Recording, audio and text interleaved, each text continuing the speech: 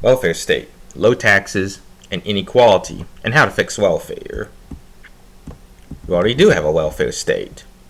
Most of the homeless that you hear about are in a few big cities. He's in the West Coast states, with the specific areas being Southern California, San Francisco Bay Area, also in California, Portland, Oregon, and Seattle, Washington.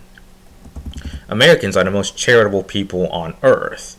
But I wouldn't say that this is because Europeans and everyone else is more greedy, but that many Americans have more disposable income than almost anyone else in the world, and aren't bogged down by the high cost of living in microstates. Hates either. Scandinavia, and many European countries have several advantages that America doesn't, such as proportional representation, which lessens the need for the support of special interest groups, and incompetence and corruption are more likely to be called out by lawmakers.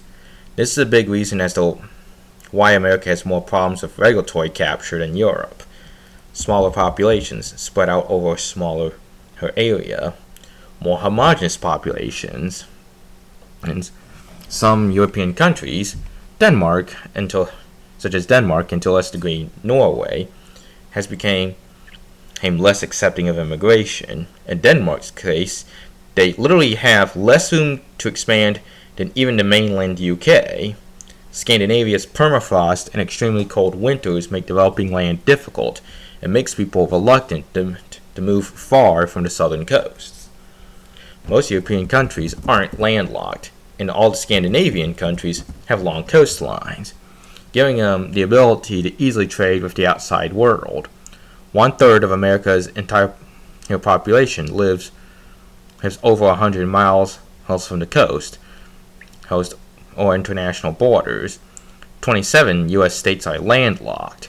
That's over half of the states. 16 of them are double landlocked, and Nebraska is triple landlocked. No country in the world is triple landlocked. Most of the wealth in the world is concentrated on or near the coastlines, and America is no exception. In terms of development, Nevada will probably not catch up to California. Oklahoma will probably not catch up to Texas. And West Virginia will probably not catch up to Virginia, even in Europe.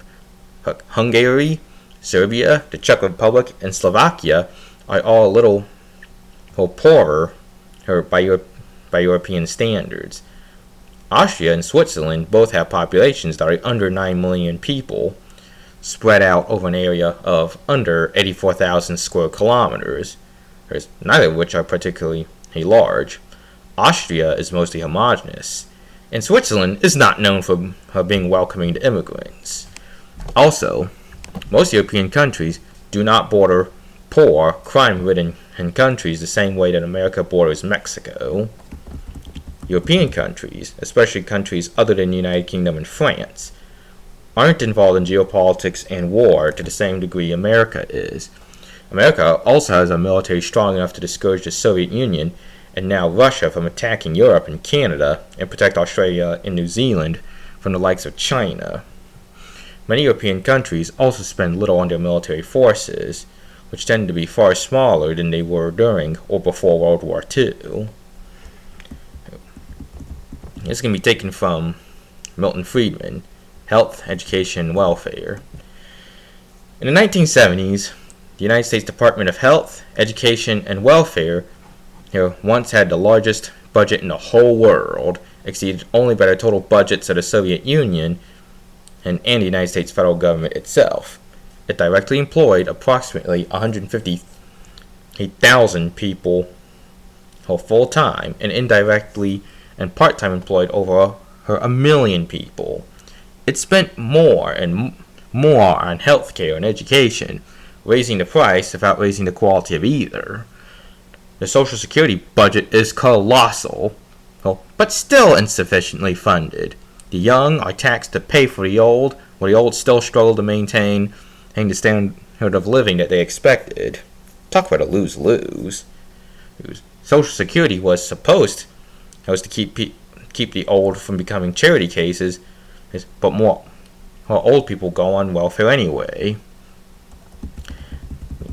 The U.S. Department of Health, Education, and Welfare admitted to, in 1 year, losing through fraud, abuse, and waste, enough money to build more than 100,000 houses that cost $50,000 each in 1978 dollars, which is over $500 million today, adjusted for inflation.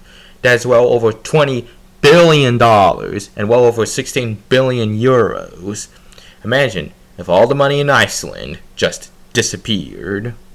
Dude, that's to give you an idea of how efficient the American welfare bureaucracy is. I'd argue that charity is more efficient. 7/10 of the money spent on welfare goes in the pockets of government employees or are lost in bureaucracy, and not the poor people that need it. Only 30% of the money government spends on welfare actually goes to the people that the welfare programs are supposed to help. This is the other way around for private charities.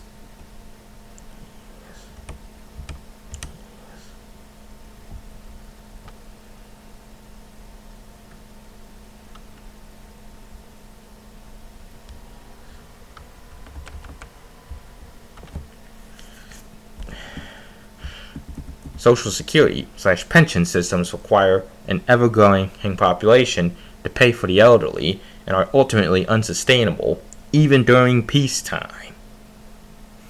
In the words of What of Alt-Hist from his video, The Crisis of the 21st Century, Europe will have to make brutal decisions on whether they maintain ever more burdensome welfare payments and effectively become the world's dying museum, or they restructure their entire worldview and philosophy in order to have more kids and to stop funding the elderly after a certain age.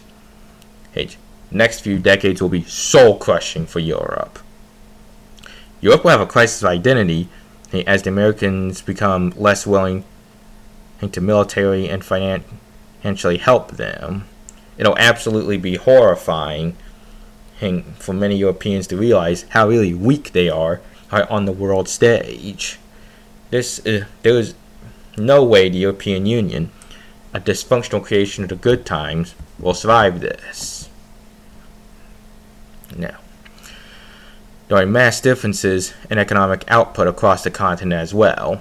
Southern Europe, Portugal, Spain, Southern Italy, and Greece has collapsed into economic insolvency, with unemployment rates rivaling the Great Depression. Central and Eastern Europe are likely to undergo demographic collapse in the coming decades as well. The parts of Europe with functioning economies have every incentive now to peel away and restructure their economies to the outer world. The UK is doing this with Brexit, keeping its relatively competitive economy intact and reaching out to the US. Germany, the Nordic countries, the Low Countries, France, Switzerland, Northern Italy, and Austria are the countries on the continent that have good economies. They don't have any incentive to pay for the discord of Spain, Greece, or any in Eastern Europe, and they won't. You simply can't collectivize the problems of all these diverse regions. Sadly, the countries without functioning economies will be demographically shelled out as their young people are incentivized to leave to those with better economic prospects. Next comment from YouTube user Sigmadal Holtagama. When it comes to welfare for able-bodied adults, do what Japan does. Require that people do busy work so they don't get to keep their leisure time and will be incentivized to find real work. I found that idea through the video looting, why some places and not others. Idea number one, when it comes to Social Security and pensions, I have two ideas to fix it. Idea number one is do what Japan is doing and allow foreigners to work and pay taxes to pay for the welfare of citizens without foreigners receiving welfare themselves. Even foreigners benefit from this due to high wages in the country that they would be working in, with the low cost of living in their poorer home countries. Idea number two is to have a free market economy with low taxes and have people put their money into savings accounts and private Social Security funds / pensions. Sweden already has partially he privatized his pensions and slash Social Security.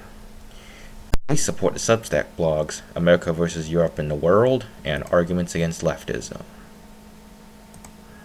Here's my social media link tree, which I ask that you keep archive. You keep the link and archive my content. And please